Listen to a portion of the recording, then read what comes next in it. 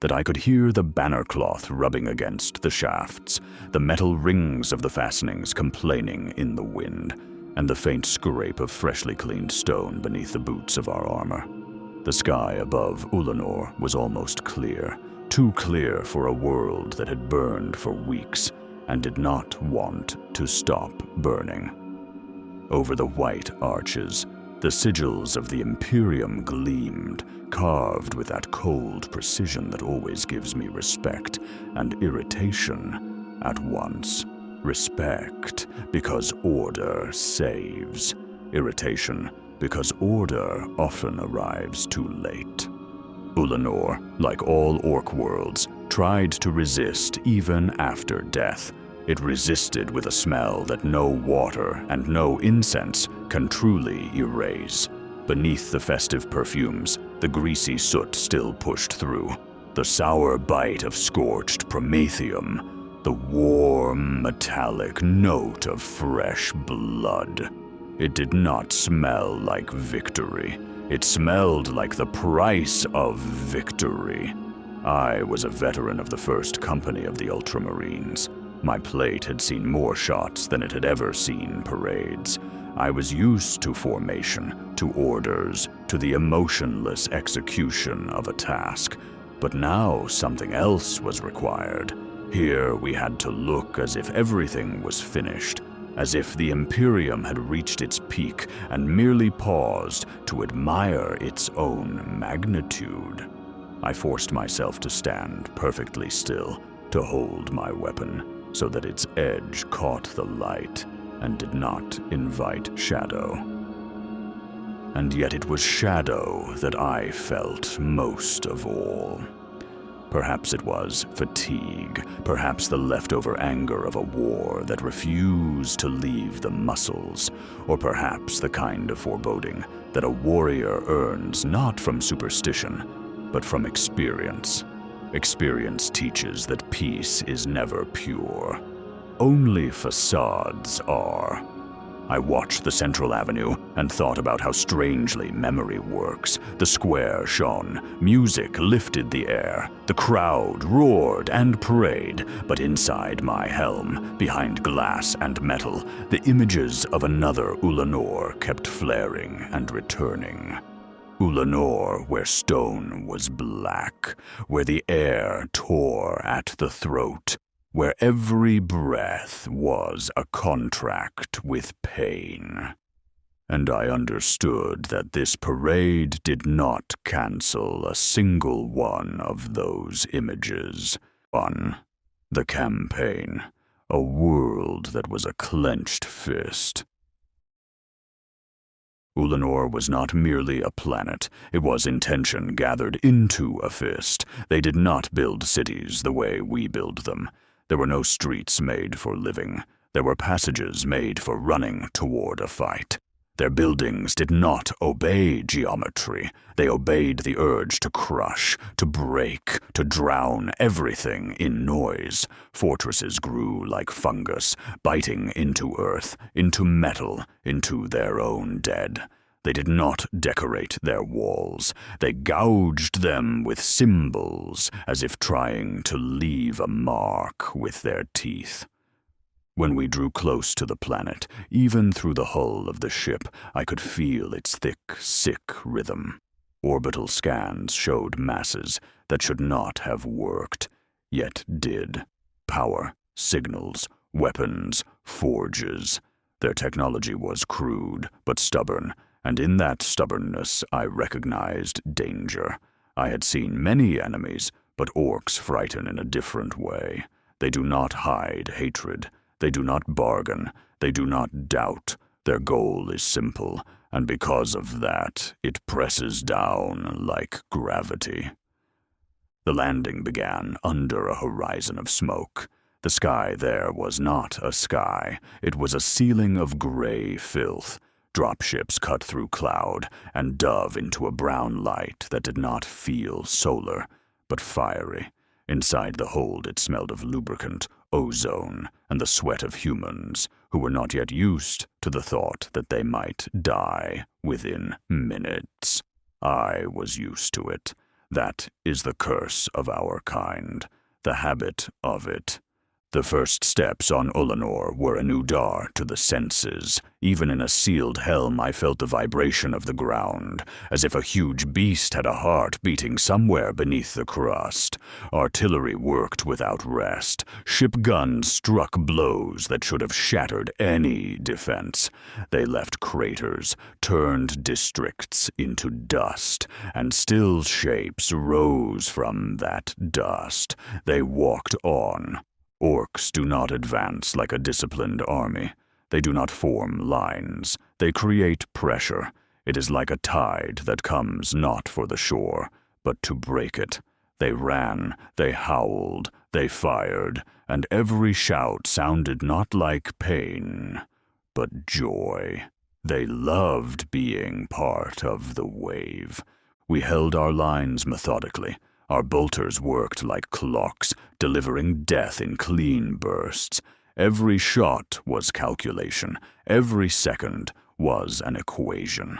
And still, when you see a body burst from within, when chunks of flesh and bone fly outward, and the next one already climbs over the mess to get closer, you begin to understand that the mathematics of war does not cancel its madness. I remember one particular stretch, a narrow passage between ruins where some crude, ugly tower had once stood. Below lay jagged scraps of metal like broken teeth. We took position, set up heavy weapons, assigned sectors the way we had been taught 100 times. Everything was correct. Then they came. A green mass filled the passage. Bolters cut it like a knife cuts cloth, but the cloth never ended. Orcs fell, broke, burst, and their bodies instantly became steps for the next wave. They climbed over their dead, as if it were a staircase to happiness.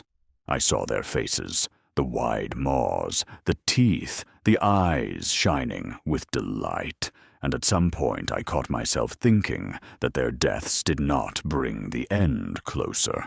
Their deaths only fed their fury. That was the price of the campaign. Not ammunition, not fuel, not lost ships. The price was that the enemy enjoyed even defeat. You kill it, and it answers you with laughter. We moved through quarters where the air was thick with smoke, and the ground clung to our souls. It clung not with mud, but with what remains when too many living become too many dead. I heard the auxilia screaming nearby, heard their weapons choking, heard fear becoming contagious.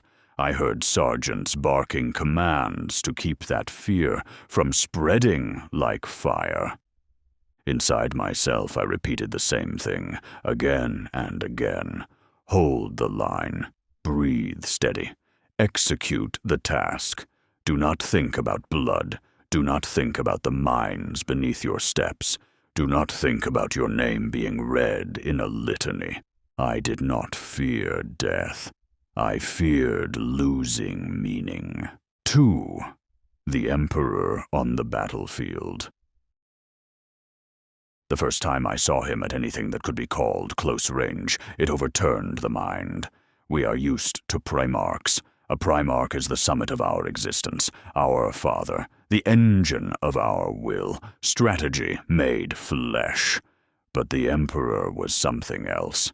He was not a summit. He was the sky.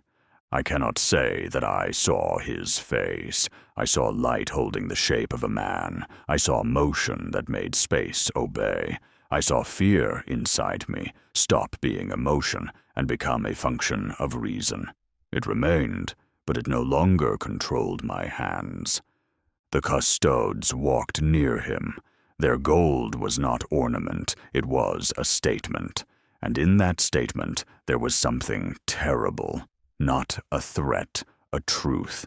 They were proof of what each of us could have been, if perfection were the goal instead of the tool. Our primarch, Rabut Gilliman, was there too, and he carried a different kind of force. The Emperor inspired reverence. Guilliman inspired confidence. His presence always made chaos smaller, because he could turn chaos into a task. For him, war was a system. For him, even orcs were a variable. That is why the Ultramarines on Ullanor did not merely fight. We broke the enemy structure. We looked for nodes, unraveled them, cut them off, destroyed them.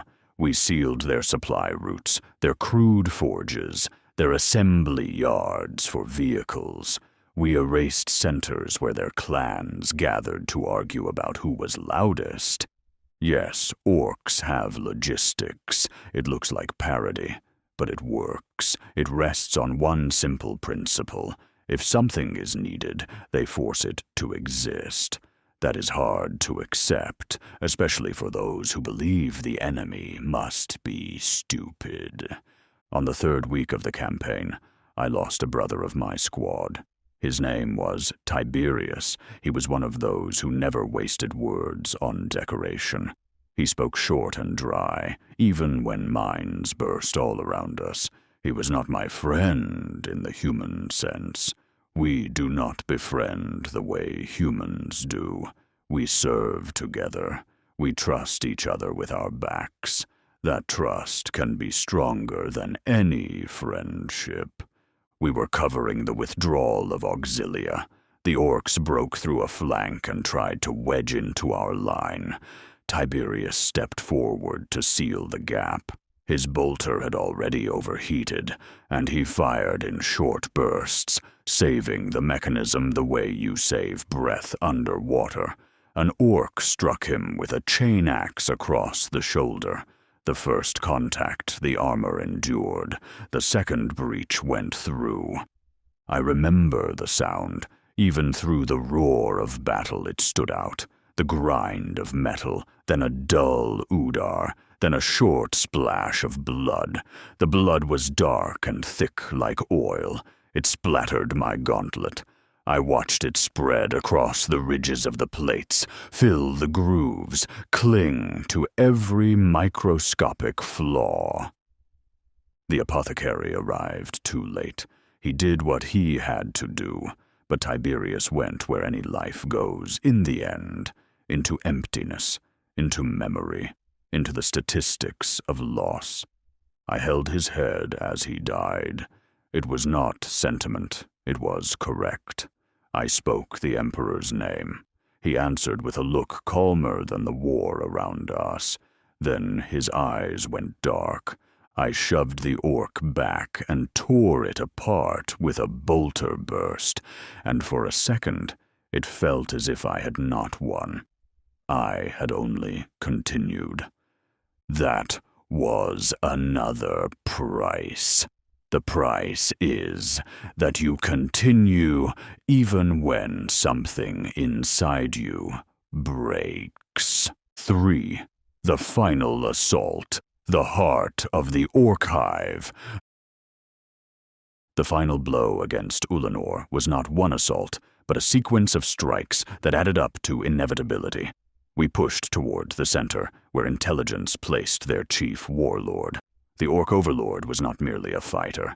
He was the core of their belief, and belief among orcs, as I had witnessed, can make flesh tougher, metal harder, will brighter.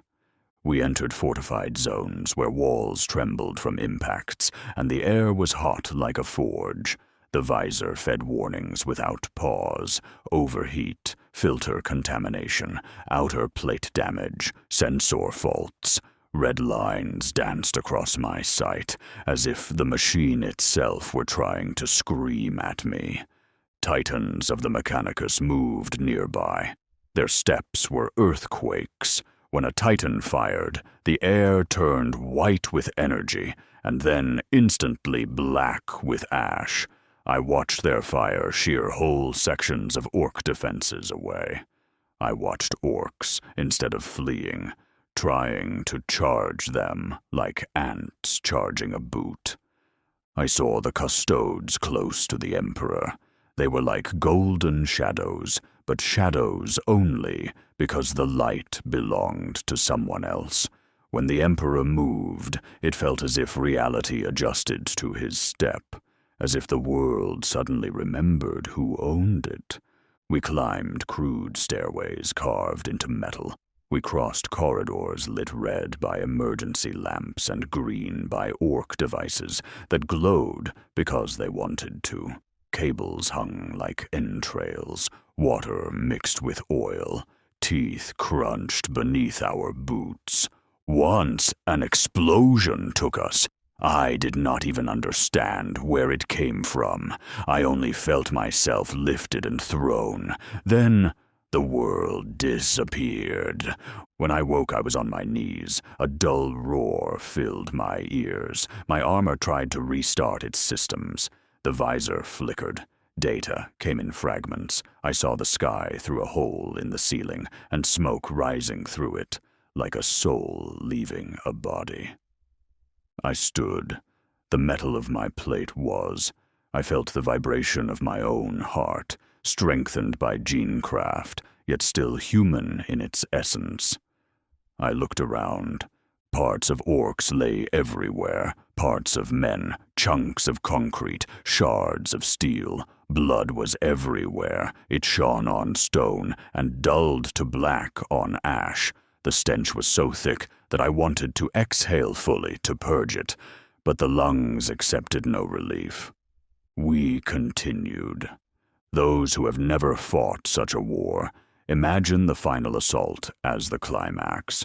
The truth is that the climax comes earlier, when you first realize that this may have no end.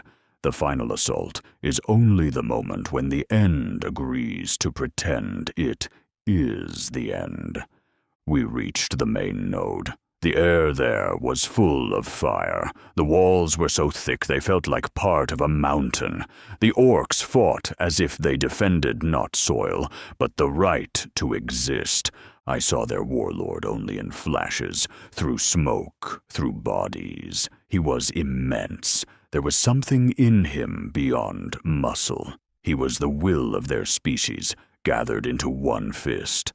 I saw the Emperor meet him.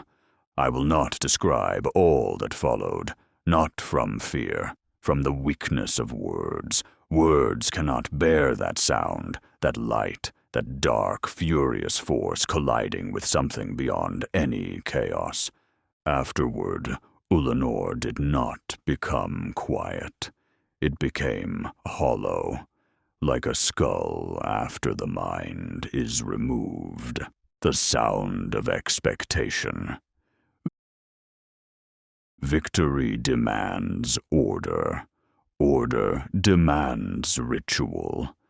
When the last gunfire faded, another labor began. A calm, unbearable labor. Warehouses, records, parade drills. Our armor was cleaned, the plate was repainted, honors were renewed, dents were straightened or left if deemed worthy to live inside a legend. They offered to replace the damaged plate on my breast. I refused. A scar is part of me, and I would not turn myself into a statue. We trained to march on a parade ground, where field hospitals had stood only days before. Music tried to replace artillery. It struck the chest, but not the same way. Its rhythm was beautiful, but not honest. War is more honest. War does not promise the next Udar will follow the beat. I watched my brothers. Some carried pride, some carried irritation, some carried a fatigue that makes even victory tajaloi. I felt all of it at once. Inside myself, I argued. "You must rejoice," said one voice. "This is the victory we were made for." "You have no right to rejoice," said another. "You have seen too much that will never fit in songs. Service does not end when the battle ends." But sometimes battle ends only on the surface. Remembrancers moved between the ranks, fragile humans with eyes burning with wonder, as if they had found meaning in our blood. They asked us to halt, to turn our heads, to lift blades so the light would fall correctly. They spoke about how the Imperium needed to see greatness. They were sincere. They did not understand that sincerity can cut deeper than an orc axe. One woman with thin fingers and a tired face asked me to remove my helm for a portrait. I refused. She looked at me as if I had stolen truth from her. Truth, I thought, is what you will never paint. I looked at my gauntlet. The trace of Tiberius's blood did not vanish. They tried to wipe it away, polished, washed, but it remained in micro-scratches, in grooves, in the memory of metal, as if even the armor refused to forget. 5. The City of Triumph. Grandeur on bones. The square for the Triumph was built so fast it felt impossible, but the Imperium builds the impossible when will demands it. The stone gleamed with fresh water. They washed it until it looked like bone. The air carried incense, ozone from void shields, hot grease from the mechanisms holding the structures, and the inevitable metallic note of weapons. We stood in the honor cordon. My squad formed part of the line, securing the central avenue. We had to look like a perfect wall. We had to be the image that billions would see if this ceremony was ever shown to them. I saw the Primarchs. Even as an Astartes, I felt them like natural phenomena. Their presence changes the air. It presses down, even when they are silent. I saw Horus. He walked as if each step belonged to him by right. There was a smile on his face, and it was real. But I had learned to read faces. A real smile does not always mean calm. Sometimes it means control over something that wants to break free. His eyes looked forward, but I saw them slide to the side at times. In those moments, something human showed through. A question. A hunger to confirm that everyone saw him the way he wished. I saw Sanguinius. He was beautiful. The word feels wrong in a soldier's mouth, but there is no other. There was something so clean in him that the crowd reacted differently. People did not merely shout. They fell silent for a second, as if they did not want to stain the image with noise.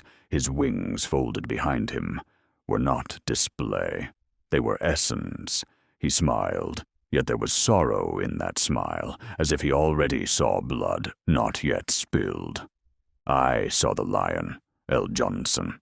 He was still as steel, no open emotion. His face promised nothing but victory. He looked as if he measured everyone by one scale. Useful, dangerous, excess. His gaze caught me for an instant, and I felt weighed, measured, and set aside. I saw Dorn. He was stone that could speak. I saw Fulgrim, shining as if Triumph itself had taken flesh. I saw Angron, as if he stood on the edge of detonation even in silence. I saw Mortarion, who carried cold around him like a shadow. I saw Magnus, whose gaze went deeper than it should. I saw Lorgar, and I did not like the way he looked at the Emperor. There was more faith in that look than a son should hold, and more desire than a servant should dare. And I saw Malcador. He stood aside, gray and quiet, like a thought before a shot. His presence was subtle, yet heavy. He did not need radiance. He was the one who moved the light.